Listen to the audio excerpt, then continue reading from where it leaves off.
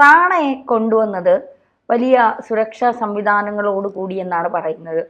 ഇത്ര സുരക്ഷയോടെയൊക്കെ കൊണ്ടുവരേണ്ട മുതലാണോ റാണ? അത് ആണ്. കാരണം പാകിസ്ഥാൻ ഇന്ത്യയിൽ നേരിട്ട് ഭീകരപ്രവർത്തനം നടത്തുന്നു ഇന്ത്യ കാലങ്ങളായി പറയുന്നുണ്ട്. തെളിവ് താ എന്നാണ് പാകിസ്ഥാൻ ചോദിക്കുന്നത്. ഇപ്പോൾ നമ്മുടെ ഈ കിട്ടിയിരിക്കുന്ന ഏറ്റവും വലിയ തെളിവാണ് റാണ. പാകിസ്ഥാൻ പട്ടാളത്തിലെ ക്യാപ്റ്റനായിരുന്നു അയാൾ.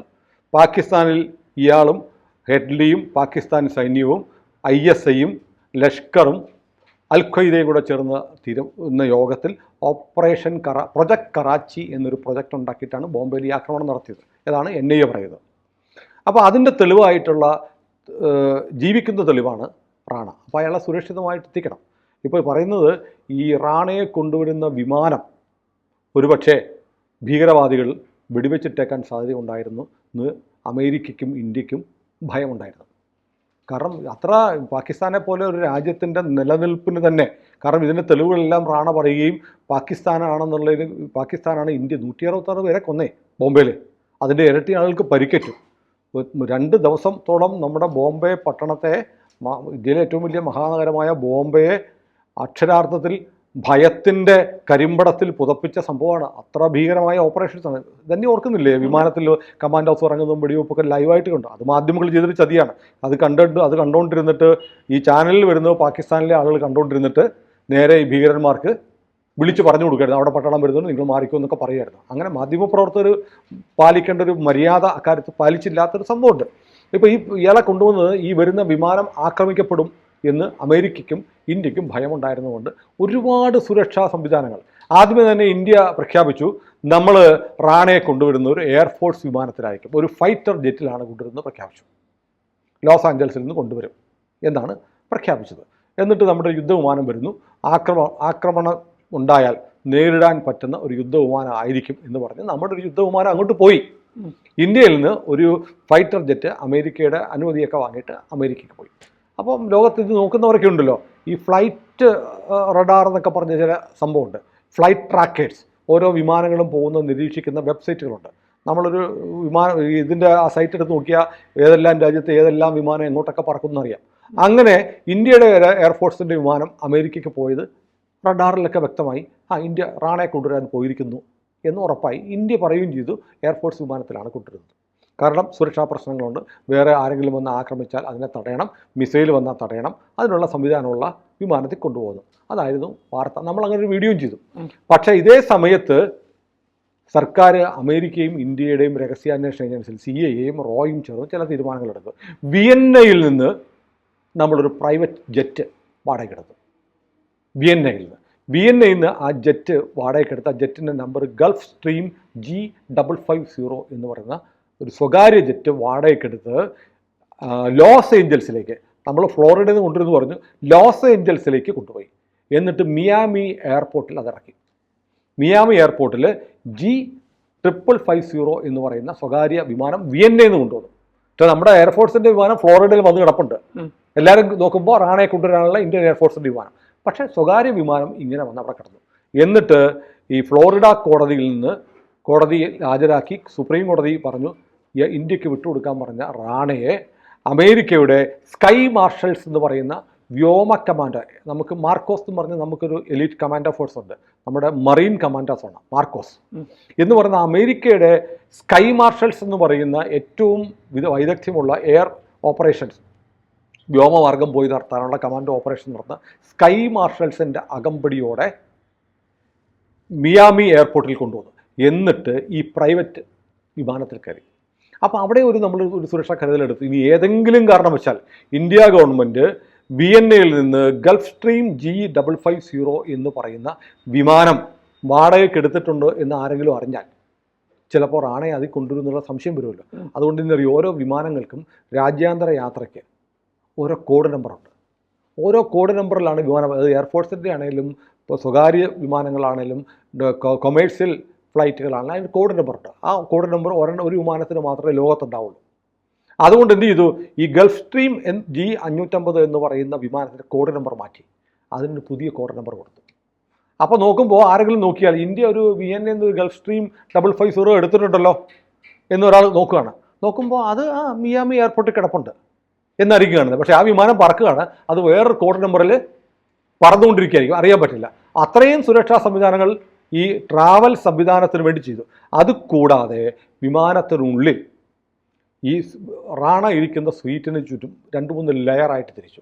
ആദ്യത്തെ ലെയറിൽ അയാളോട് ചേർന്നിരിക്കുന്ന NSG കമാൻഡോസ്, അത് കഴിഞ്ഞുള്ള ലെയറിൽ നമ്മുടെ NIA കമാൻഡോസ് ഓഫീസർമാർ, അത് കഴിഞ്ഞിരുന്നത് അവിടെയാണ് ട്രംപ് ഇന്ത്യയോട് കാണിച്ച ഒരു ഔദാര്യം. അതായത് ഫ്ലോറിഡയിൽ നിന്ന് മിയാമി എയർപോർട്ട് വരെ കൊണ്ടുവന്ന റാണയ്ക്ക് കാവലായി നിന്ന അമേരിക്കയുടെ സ്കൈ മാർഷൽസ്, അവരുടെ കമാൻഡോസ് അതിൻ്റെ പുറത്ത് റിങ്ങായിട്ടിരുന്നു. അപ്പോൾ ഒരു വിമാനം നിറയെ കമാൻഡോകൾ, നടുക്ക് അമേരിക്കൻ കമാൻഡോകൾ അമേരിക്കയിൽ നിന്ന് ഇന്ത്യ വരെ വന്ന് നരേന്ദ്രമോദിക്ക് ട്രംപിൻ്റെ സമ്മാനമായിട്ട് റാണയെ കൈമാറി എന്ന് പറഞ്ഞാൽ അതിശയോക്തിയൊന്നുമില്ല. എന്നിട്ടോ ഈ വിമാനം വന്നിറങ്ങിയത് സാധാരണ ഇറങ്ങുന്ന പോലെയല്ല, ടെക്നിക്കൽ ഏരിയയിലാണ് ഇറങ്ങിയത്. ടെക്നിക്കൽ ഏരിയയിൽ VVIPകളൊക്കെ വരുമ്പോഴത്തേക്ക് അവർക്ക് പ്രത്യേകമായി പാത്തുണ്ടാക്കാൻ വേണ്ടി ടെക്നിക്കൽ ഏരിയയിൽ വിമാനം ഇറങ്ങി. അവിടെ നിന്ന് നേരെ 20-ലേറെ വാഹനങ്ങളുടെ അകമ്പടി, പ്രധാനമന്ത്രിയൊക്കെ പോകുന്നില്ല, അതും വെറുതെ അല്ല, കവചിത വാഹനങ്ങൾ, ബുള്ളറ്റ് പ്രൂഫ് വെഹിക്കിളിൽ റാണയെ കയറ്റി, മുന്നിലും പുറകിലുമായ ആർമേഡ് വെഹിക്കിൾസ്, അതിനകത്ത് മൊബൈൽ ജാമർ, പ്രധാനമന്ത്രി പോകുമ്പോൾ കാണത്തില്ലേ കാരണം ഒളിക്കുന്ന കുറ്റി പോലത്തെ സാധനമൊക്കെ വെച്ചിട്ട് ഒരു വണ്ടി പോകുന്നത്. അപ്പോൾ ആ ഏരിയയിലുള്ള മൊബൈൽ ഫോണുകൾ എല്ലാം ജാം ചെയ്യുന്ന, അതായത് വയർലെസ് സിഗ്നലുകൾ വരാൻ പാടില്ല, റിമോട്ട് കൺട്രോൾ ബോംബ് വെച്ച് സ്ഫോടനം നടത്തുന്നത് തടയാനുള്ള മൊബൈൽ ജാമറുകൾ, ആംബുലൻസ്, ഫയർഫോഴ്സ് ഒക്കെ ആയിട്ടാണ് ഇയാളെ നേരെ പട്യാല കോടതി കൊണ്ടുപോയത്. അതിൻ്റെ ഗ്രീൻ കോറിഡോർ ഉണ്ടാക്കി എന്നാണ് സെക്യൂരിറ്റി ഡീറ്റെയിൽസ് പറയുന്നത്. അതായത് പോകുന്ന വഴിക്ക് ഒരു തടസ്സവും, ഒരു പട്ടിക്കുഞ്ഞു പോലും റോഡിൽ ക്രോസ് ചെയ്യാതിരിക്കാൻ റോഡ് മുഴുവൻ ബ്ലോക്ക് ചെയ്തിട്ടാണ് പട്യാല കോടതിയിൽ എത്തിയത്. പട്യാല കോടതിയിൽ ഈ പറഞ്ഞ പോലെ ടെലികോൺഫറൻസിംഗ് വഴിയാണ് കോടതിയിൽ ഹാജരാക്കി. നമ്മൾ പിന്നെ എന്ത് ചെയ്തു, ഇയാൾക്ക് നമ്മുടെ രാജ്യം അങ്ങനെ കിട്ടിയ ഉടനെ വെടിവെച്ച് കൊള്ളുന്ന പരിപാടിയില്ല.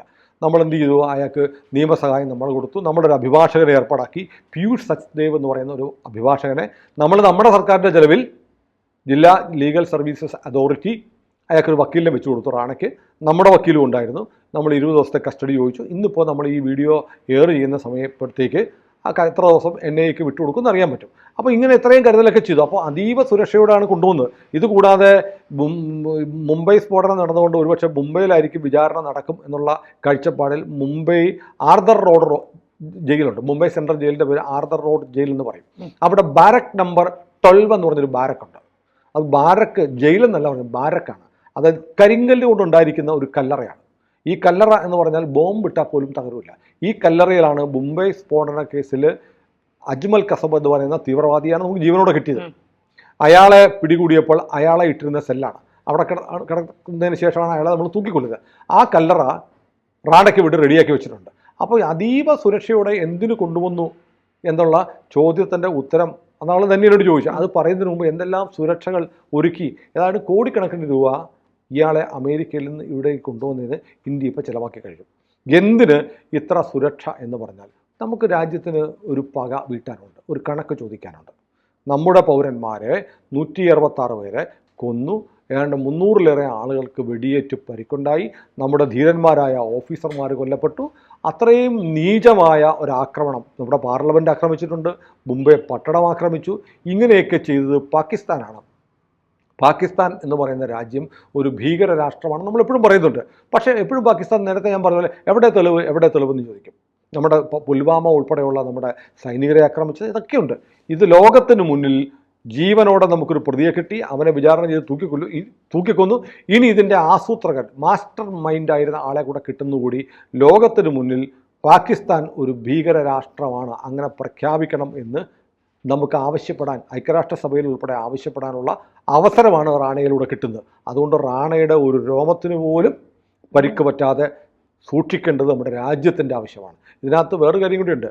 നമ്മുടെ രാജ്യത്തെ പ്രധാനമന്ത്രി എടുത്തിട്ടുള്ള ഒരു എഫേർട്ട്, എങ്ങനെയെങ്കിലും ഇയാളെ നമുക്ക് ഇന്ത്യക്ക് വിട്ട് കിട്ടണം എന്നുള്ള നമ്മുടെ നിശ്ചയദാർഢ്യത്തോടെയുള്ള പോരാട്ടത്തിൻ്റെ വിജയം കൂടിയാണ് റാണയുടെ വീണ്ടുകിട്ടൽ. ഏതായാലും റാണയെ നമ്മൾ കണ്ണിലെ കൃഷ്ണമണി പോലെ സൂക്ഷിച്ചിട്ട് പക്ഷെ നമ്മളൊക്കെ ആഗ്രഹിക്കുന്നത് നമ്മുടെ രാജ്യത്തോട് യുദ്ധം പ്രഖ്യാപിച്ച പാകിസ്ഥാൻ്റെ ഒരു എരപ്പാളി പോരാളിയായി വന്ന് നമ്മുടെ ജനങ്ങളെ, നമ്മുടെ സഹോദരങ്ങളെ കൊന്ന ഇവൻ കയറിൽ തൂങ്ങിയാടുന്ന ആ ദിവസം എത്രയും പെട്ടെന്ന് എത്തണമെന്നാണ് ദേശാഭിമാനികളായ ഓരോ ഇന്ത്യക്കാരും ആഗ്രഹിക്കുക.